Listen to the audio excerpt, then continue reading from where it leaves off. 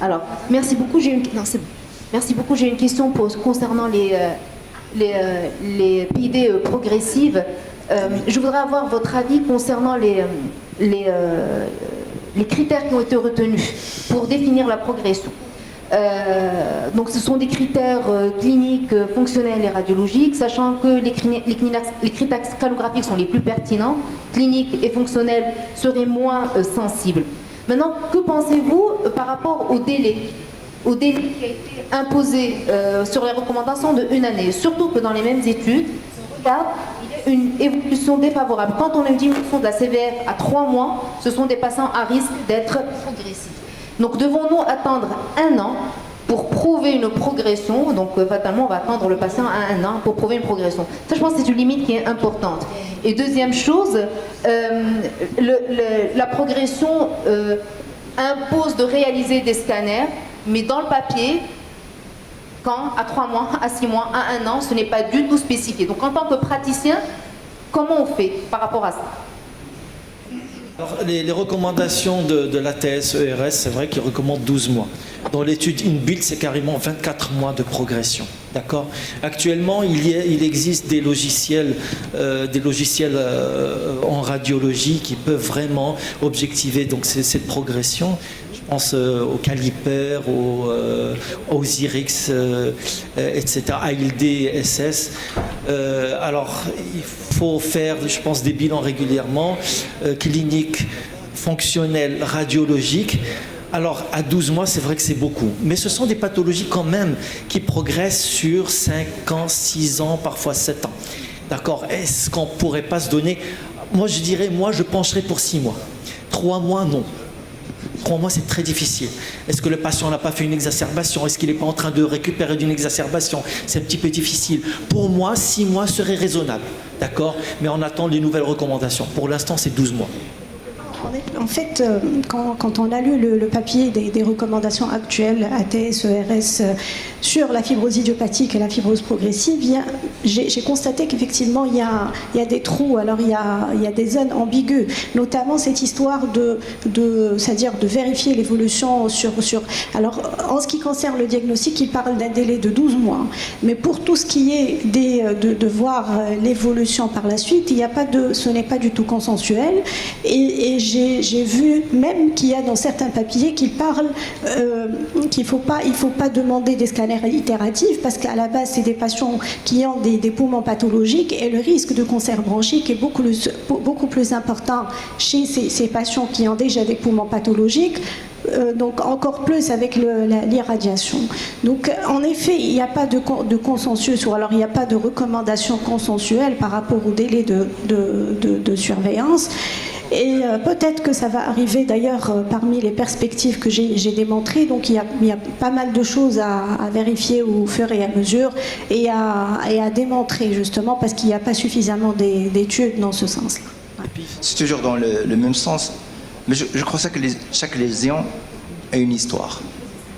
Et oui, lorsqu'on arrive à un malade qui a traîné pendant 4 ans, il arrive avec un scanner, on trouve vraiment la forme typique complète, etc. d'une UP.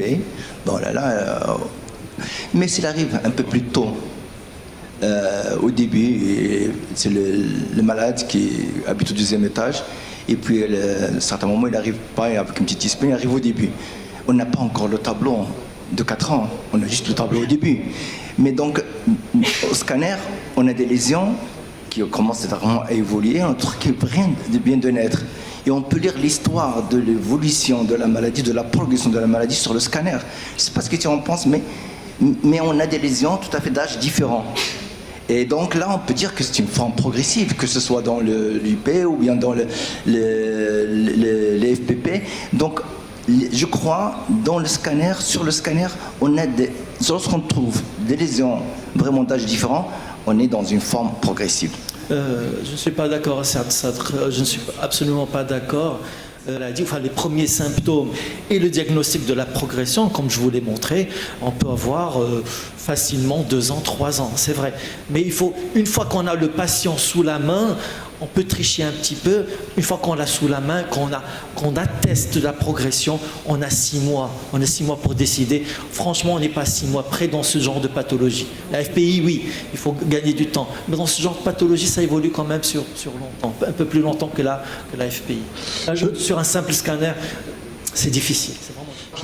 En fait, c'est une diapositive de Thomas qui montre qu'il y a une absence de concordance entre les radiologues, les cliniciens sur le diagnostic. C'est un diagnostic qui repose beaucoup sur les images, qu'elles soient radiologiques ou histologiques. Et donc, il y a un juge de paix qui devrait arriver, parce que j'ai vécu comme vous des discussions en RCP qui sont épiques quelquefois quand même, hein, homériques. Et donc, c'est l'intelligence artificielle. On n'en a pas évoqué une seule fois. Mais c'est quand même le système qui risque de venir faire le juge de paix dans les discussions qu'on a sur le diagnostic, voire même sur l'évolution. Et donc je voulais savoir quel était votre commentaire sur le sujet. C'est ce que j'ai dit pour la première question. Donc il y a un certain nombre de logiciels, il y a un certain nombre de logiciels radiologiques justement qui... Bon, j'en ai pas parlé parce que il y avait... était limité, mais il y a des logiciels justement qui mettent en évidence cette progression, que ce soit dans l'FPI ou dans les pneumopathies fibrosantes progressives, hein, j'en ai parlé, hein, le Caliper, l'Osirix, etc. Et il y en a au moins une dizaine, hein, il y a plusieurs logiciels, et je pense effectivement avec l'intelligence artificielle, et ce sont des logiciels qui, de façon extraordinaire, qui apprennent donc au fur et à mesure, comme toute l'intelligence artificielle, qui apprennent leurs erreurs, qui apprennent au fur et à mesure qu'ils analysent des scanners. Et je pense qu'en les utilisant, je pense qu'on va pouvoir progresser dans ce sens. Je ne sais pas s'ils existent pour l'instant au Maroc. Sur l'intelligence artificielle. Le problème sur l'organe qu'on étudie, c'est qu'il y a beaucoup de variabilité. Il y a des informations qui vont apparaître, notamment par des défauts d'ampliation profonde. C'est-à-dire qu'un scanner mal inspiré va dire progression à la fois sur le verre dépoli, mais aussi probablement sur des éléments fibrosants. Donc les logiciels sont magnifiques, hein, on a des images superbes avec des couleurs intéressantes, mais la technologie n'est pas mature actuellement, hein, et il ne faut surtout pas se baser sur ce genre d'informations qu'on veut nous vendre, fort cher d'ailleurs. Actuellement, comme tu dis, mais on peut penser que dans les... Oui, bien sûr. Non, je voulais juste faire une réflexion sur l'état de l'art aujourd'hui, où il y a beaucoup de problèmes.